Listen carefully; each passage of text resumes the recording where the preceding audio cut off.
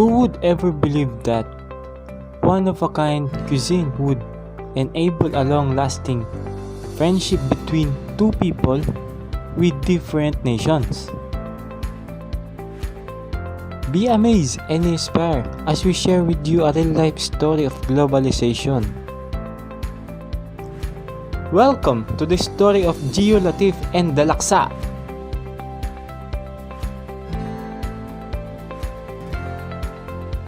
Gio and Latif joined an international model United Nations competition about international politics in Sydney, Australia. At the height of the competition, the two talked and became friends.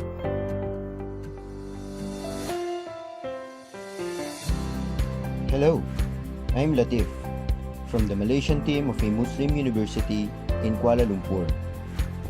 Hi, I'm Gio, an international affairs student in a university at Cebu City, Philippines.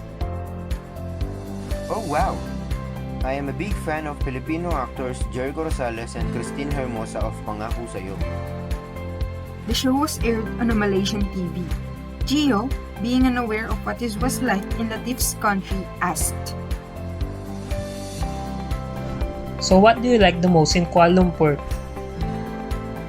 It's actually the food.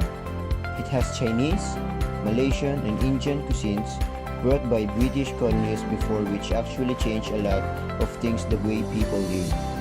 Also, one of the ways to recognize this was through foodways.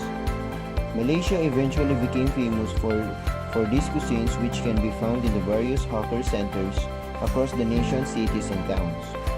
These food stands are located in outdoor food forks, and locals tourists taste of the best of Malaysia, from nasi lemak to laksa.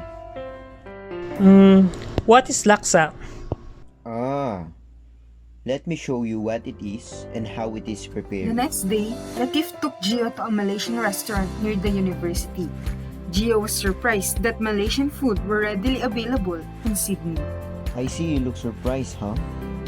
That is because lots of Malaysian students moved to Sydney, and to Australian-born Sydneysiders, culinary tastes become diverse. Gio finally had his first taste of laksa, a rice noodle soup in a spicy coconut curry sauce. He found it intense and spicy, but eventually enjoyed the hot dish. After the meal, they went to a nearby cafe and ordered flat whites, an espresso drink similar to a latte. They both knew it since it is an Australian-inspired cafes in Kuala Lumpur and Cebu City. Hey, let's exchange names on Facebook. Yeah, sure. Here's my profile.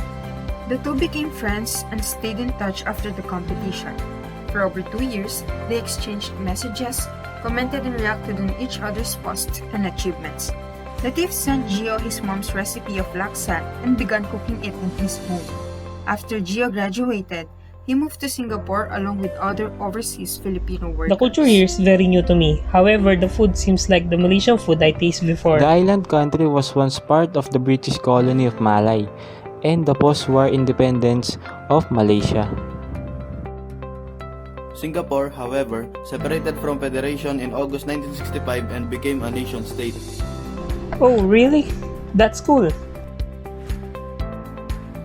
Gio found his favorite laksa stall in Newton Hawker Center and would spend his weekends there eating with his friends.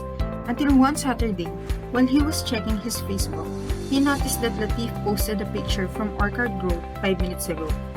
Gio sent Latif private message and Latif replied that he moved to Singapore and is standing in front of a department store. The two friends met, and after a long hug from each other as well as quick questions, they went into a cafe and ordered a pair of flat whites. Gio and Latif's story has proved that the world can be solidly harmonious. Everybody can establish a respectable connection despite the differences we all have. This mutuality will lead to a peaceful, successful, and blissful world to live in. As the saying goes, diversification and globalizations are the keys to the future.